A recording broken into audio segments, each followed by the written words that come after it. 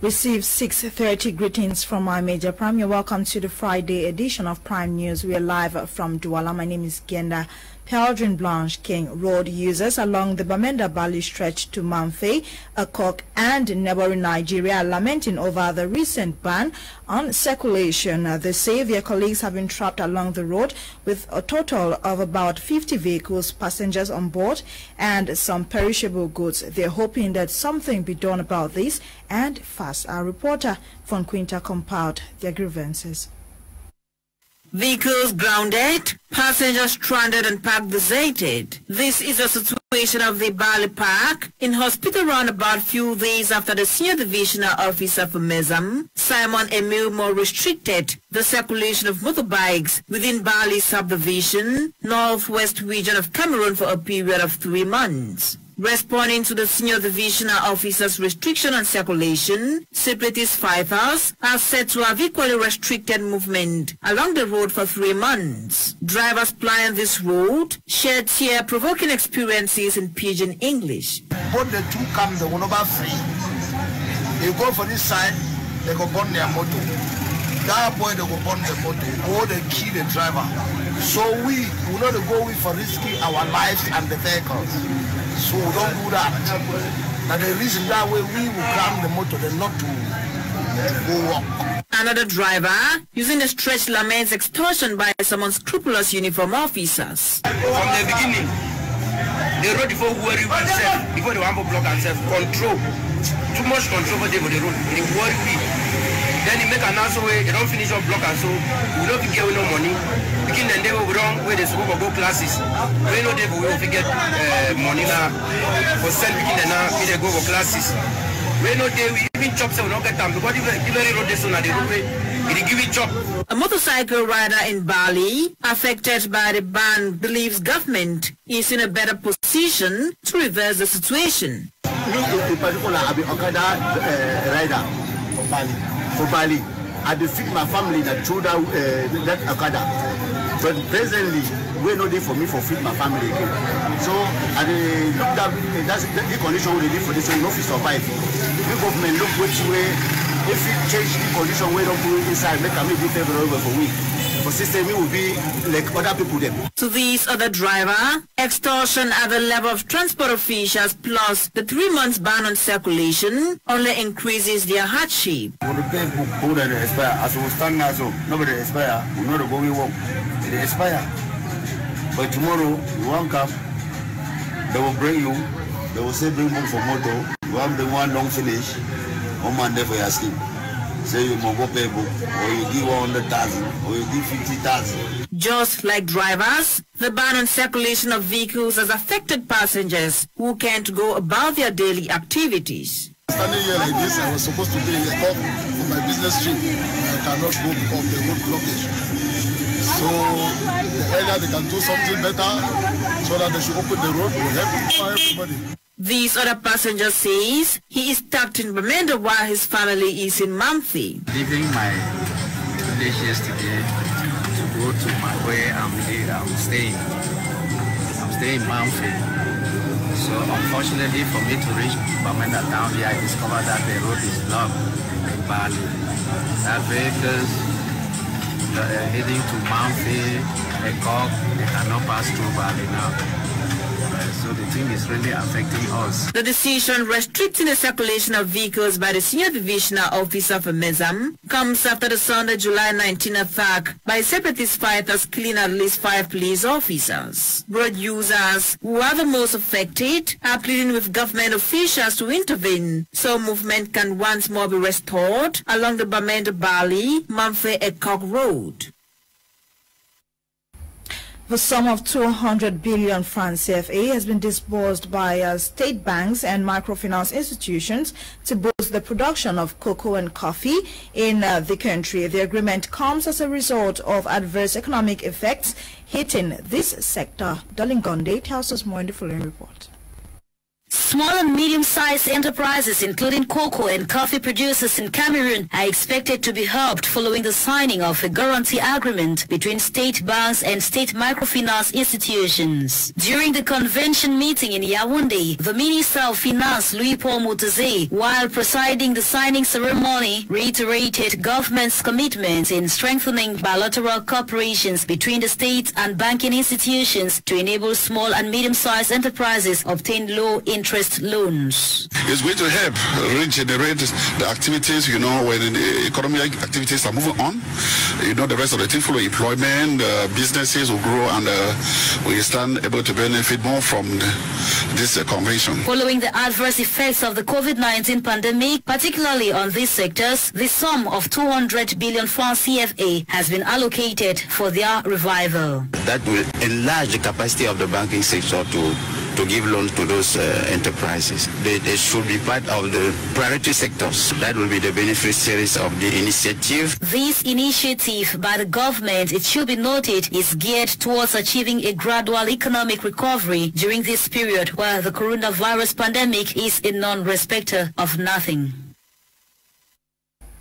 Travelers who used National Road Number 3 earlier today spent hours along the Puma stretch in the littoral region on their way to Yaoundé. This was because of a road accident involving a truck transporting planks. Eyewitnesses say while descending the slope, the woods which were not properly loaded gave way, causing the truck to turn over and crash. Fortunately, no lives were lost nor injuries recorded, but the accident temporarily affected circulation, leaving road users frustrated for hours before the intervention of forces of law and order. Away from that, the CRM Republican March that was announced to denounce tribalism, a call for the return of peace in the northwest, southwest and far north regions of Cameroon has been banned. The protest slated for July 25, 2021 was banned by Divisional Officer for Yaoundé 1, Nyanji Magua, who cited COVID-19 scare and possible public disorder that the march could cause. And Minister Delegate at the Presidency in charge of Defense, Joseph Betia Samo, was on a two-day working visit to the West region to maintain order and take note of happenings. He was received in Bafoussam yesterday by the governor of the West region, our Fonka Augustine, and he equally paid a visit to Bambutu's division where violence and targeted attacks have been recorded recently. He was on this visit under high instructions from the head of state, His Excellency President Paul Biya. Away from that, 4 alleged baby thieves are currently under custody. They are accused of stealing a baby during a funeral in the West region weeks ago. News of the disappearance of the 7-month-old baby led to investigations and subsequent arrest of these suspects. Our reporter Nora Kakibi compiled the following. The 6-month-old baby, who was allegedly stolen earlier this month, has been found at last. Yohan Maxime Fandio, who was taken away from his parents by unknown persons at a funeral ground in Manengole, Mongo North, is presently in the safety and comfort of his mother's arms. The boy's mother, whose world seemed crushed, did not waste any time in alerting the security officers in Manengole. The security officers on their part immediately launched investigations in which the alleged thieves were later tracked down. It was around the 8th, the 9th of this month when a lady came and complained, deposited her complaint at the company, the company in Asamba, for the theft of a child. Immediately, the company commander organized step down by the National United to Manengole. That's where we succeeded to get the thief. The now happy mother narrates her desperation and how her baby disappeared at a funeral vigil in Manengole. I live in Kongsamba, but I was attending my aunt's funeral at Manengole. At about 11 p.m., I joined other family members to enjoy the dance groups while the baby was asleep with my younger brother's friend in the room.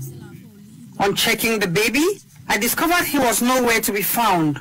All efforts to retrieve my baby proved futile, and I immediately reported to the gendarmerie officers.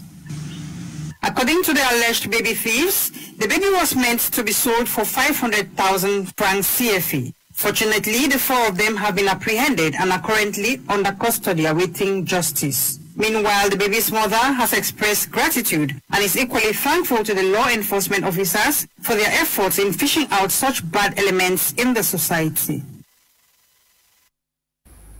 Ahead of the upcoming African Cup of Nations competitions, which will take place in the country, Prime Minister, head of government, has called on all those concerned to review strategies to promote Cameroon's potential and boost tourism and leisure, especially towns that will host this upcoming event. Apart from hosting the event, Cameroon has to benefit from it and project a positive image, according to the Prime Minister. Nora Kakibi completes the story. Cameroon's Prime Minister and Head of Government, Chief Dr. Joseph Dion Goute, yesterday, July 22nd, 2021, chaired a meeting towards enhancing the tourism potentials. The extraordinary session, which took place at the Star Building, was meant to intensify preparations towards the upcoming African Nations competition due to take place in the country next year. The Prime Minister urged all stakeholders charged with various responsibilities on tourism to galvanize their efforts, get committed and boost Cameroon's tourism potentials. Apart from boosting and enhancing Cameroon's tourism sector and leisure activities, as part of the meeting's agenda, Chief Dion Goute equally stressed the need to draw as much benefit and advantages from the upcoming competition as well as projecting a positive image of the nation. Preparations must be intensified with regards to hotel facilities and other important infrastructures within the country. Overseeing the various strategies used to get all this done was paramount, as Cameroon has just 6 months to host the AFCON competition. According to the Minister of Tourism in Cameroon, Bello Buba Maigari, hotel facilities, the different host cities for the big event, health checks for personnel, catering services and other tourism logistics have been upgraded to promote Cameroon's destination not only in Africa but across the globe. This session had also to listen to the draft strategy of communications. This very important event should be communicated not only in the country, but in Africa and even in the world. So my duty is to see to it that the strategy is implemented. On his part, the Minister of Decentralization and Local Development, George Ilanga Obam, equally said the efforts are ongoing to improve signposts, parking lots, as well as drawing up tourist guides for host towns ahead of next year's big event. Finally, the chairman of the Tourism Board, Chief Dion Goute, has therefore implored the various ministries involved to put hands on deck to boost and enhance the tourism potentials. The Network for Women Living with Disabilities paid a visit to an orphanage in Kumba recently, donating basic food items to the motherless kids. According to these donors, this benevolence or this act is part of the week-long commemoration or celebration of former president of South Africa, Nelson Mandela. Tamfusidwan Dimbie completes the story. The Cameroon Network for Women with Disabilities has visited the Hope Center Orphanage in Kumba and has donated food items, bedding materials and toiletries as a quarter to support the motherless children. So we decided to come and visit and tell the orphanage that the orphans, I'm also an orphan, I don't have money, I don't have. This was part of the week-long activities to commemorate the Nelson Mandela International Day 2021. Addressing the orphans, the leader of the Cameroon Network for Women with Disabilities, Ntoko Virginie, stated that they cannot celebrate the Mandela Day without thinking of the orphans. And in the commemoration of Nelson Mandela Day, we women with disability, we decided to come together to wipe away the tears of our children called the orphans. Even though they are the orphans, we are also mothers. We came here to tell them that despite that they call them orphan, they are not orphan, because we are all together. We came here to show them some love. We came there to wipe their tears away and give them our small token of everything we have to support them. The promoter of the orphanage, who has equally been into charity work, said he was happy with the Network for Women with Disabilities and said he was even surprised that persons with disabilities could give support to those who are not physically challenged. Because I don't expect this visit from you people. I expect instead it could be a blessing to you people. Amen. The commemoration ended in pomp and fanfare.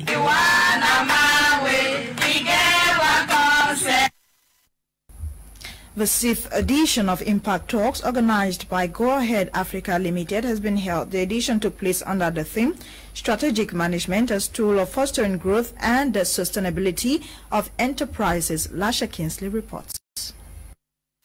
Strategic management is an indispensable tool in the growth and sustainability of companies. This was the focus of the 6th edition, Season 3 of Impact Talks, a monthly leadership training conference for top and middle management of companies, an initiative of Go Ahead Africa Limited. Leadership coach Roland Kmer highlights the importance of strategic management. It's important for managers to have mid-term and long-term strategy. We are very, very operational. And when we are too operational, we have the tendency to just do things now, and finish now. But it's important for us to have time to reflect, to withdraw, and to project our organization, to project our business. Roland Kmer explains further that for companies to grow and be sustainable, 3 key things must be taken into consideration. It's important to have planning, proper planning. Number 2, to have a better organization. Who is doing what are the tools, what are the strategies? The third one is the staffing. How do we recruit? Which type of collaborator do we need in this current situation and even for tomorrow? How do we anticipate? The other element is about controlling. We should control and have clear audit of our organization. That's better than this. It's about evaluation. One of the main speakers of the conference shares his 25 years of experience in the oil and gas sector when it comes to strategic management. My message was to explain, especially to the young, that they have their place in our business. We really want to develop something with them. I don't think that we can do such a thing alone. It's not possible. They have a place. We don't have to always blame them. They don't have the chance that we had when we were young. Many things has changed, and we also have to be part of this development. Participants were also schooled on the importance of investing in human resource. I think one of the things that came out clearly is the investment in the human resource, who are actually the ones to enforce the vision of the owner of the company. So if you think long term and you don't have a team that you have invested in to implement your vision, then it is just thinking in the air. The session ended with question and answers from participants online and in the conference hall. Ladies and gentlemen, we've come to the end of today's edition of Prime News on My Major Prime. Thanks for being with us. We appreciate your kind attention. See you on Monday at 6:30 for another edition. The news was coordinated by Lasha Kinsley, produced by Ewane Airline Olinga. My name is Genda Blanche King. Stay tuned at 7 p.m. You'd have a new edition of Prime Hour with Cameroon. Happy viewing, happy weekend, and good night.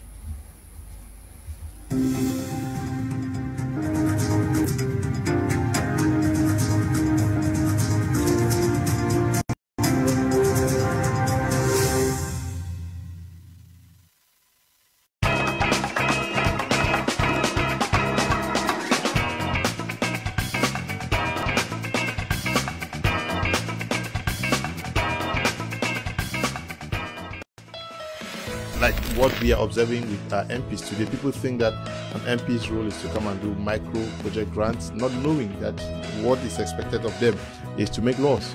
The case, especially the case of the Southwest and Northwest regions, a special status is given, and that these regional councils are supposed to ensure the strict respect of the subsystem of education and the judiciary. That's we are talking about common law.